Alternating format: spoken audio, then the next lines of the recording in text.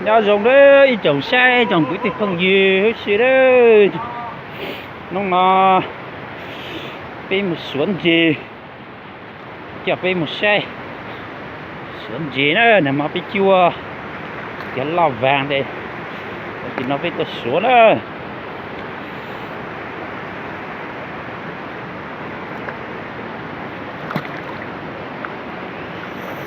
Xin chào tất cả mọi người nhá. Hôm nay mình đưa mọi người đi xem thả lưới. Đây. Mà thả lưới mà hôm nay là thu lưới. Thả từ hôm qua từ tối qua rồi, bây giờ đi thu. Đây được nhiều phết đấy. Đây toàn cá đây này. Được một con cá đá này.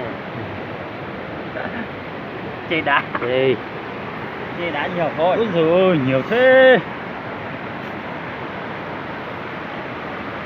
Nhưng mà buổi sáng sớm này lạnh lắm. Không dám xuống nước đâu.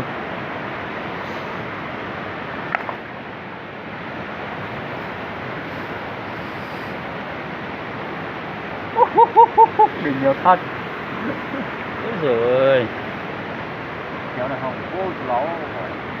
Kéo chứ. Hả? Ê, cá nhiều thế.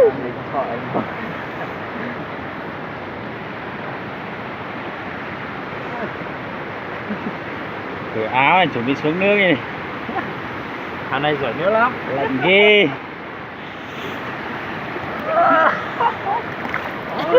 Đang du này không cầm được máy định nữa này. Đấy, thực ra liên quan là giỏi không thế nào.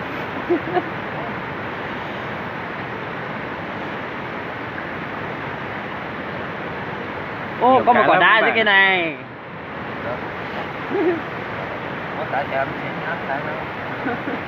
Cá này toàn cá ngon đấy nhá, toàn đặc sản nhá.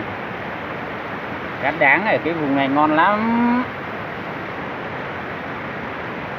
Cá sạch cực kỳ luôn. Nước rất là trong luôn. Nước trồng veo này này. Các bạn ở dưới xuôi ai có nhu cầu thì liên hệ với tôi nhé. Cá này tôi đảm bảo là dưới xuôi không có đâu. Bác nào có nhu cầu thì alo.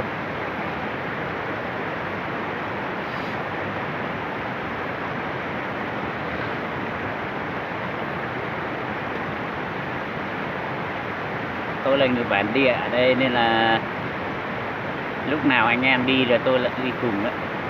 Tôi là thằng thổ địa. Tôi cũng là thằng thổ địa. Rất là quen đi sông suối này. Như là thành thạo cái sông suối này rồi.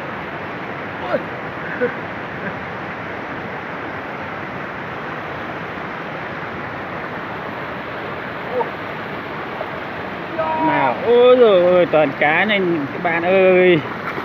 Cá ngon chưa? Đây, được nhiều phết đấy. Đang run rồi, vừa nãy tôi đi lấy một cái rồi này, run lạnh quá. Run không cầm được cái máy cái ổn định các bạn cũng không cảm.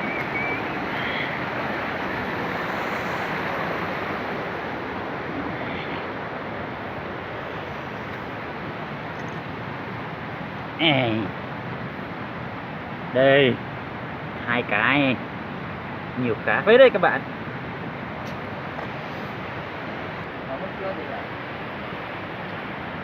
Lần chín tóc cờ rồi nó chỉ các cơ chỉ e theo chỉ đơ theo chỉ bay theo tóc cờ đấy tổ không gì tổ say phát đờ nó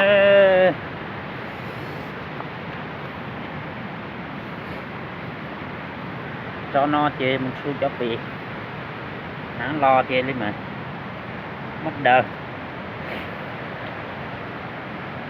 đừng nhiều lắm đó các bạn ạ. Đây còn mấy cái nữa đi rút nốt về xong rồi mới gỡ ra.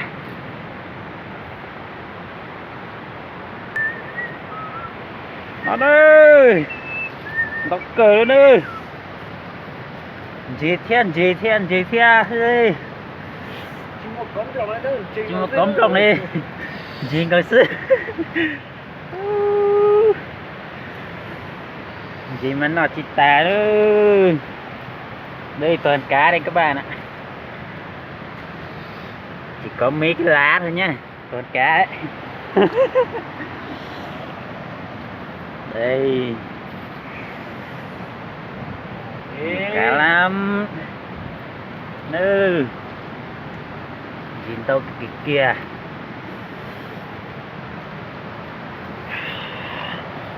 lỡ nư đợt ta tới với cái chạy thành đây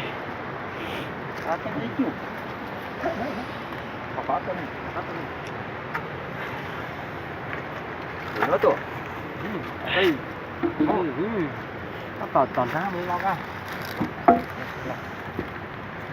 đã gỡ được một đống rồi đây, một nồi cho vào nấu ăn này. Nấu ăn sáng đấy, còn nhiều lắm chưa gỡ. toàn ra nó xỉa toàn ra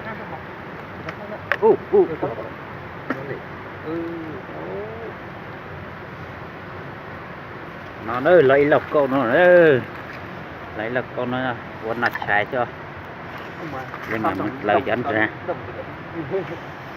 nó có nhịp lời luôn số vừa gỡ xong 2 cái thôi lấy được một nồi rồi. Một cái thôi à, một cái thôi này đã được một nồi này rồi nhá. Đây nấu ăn sáng xong tí mới gỡ cái này, còn 10 cái nữa, nhiều lắm.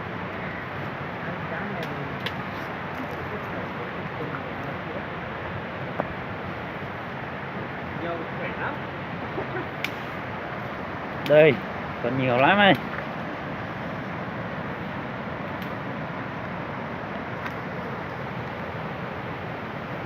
Đây còn chưa gỡ, vừa cá vừa lá.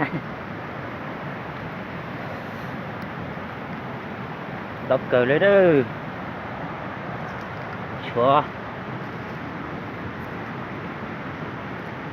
cậu lưu chỉ tao đợi xe đợi y lưu sẽ tao y lọc câu rồi nữa gì nó lọt cực kìa đó,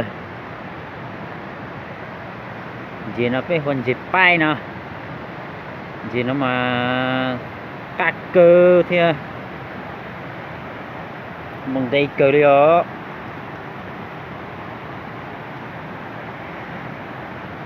cá ngon lắm, to lắm ấy.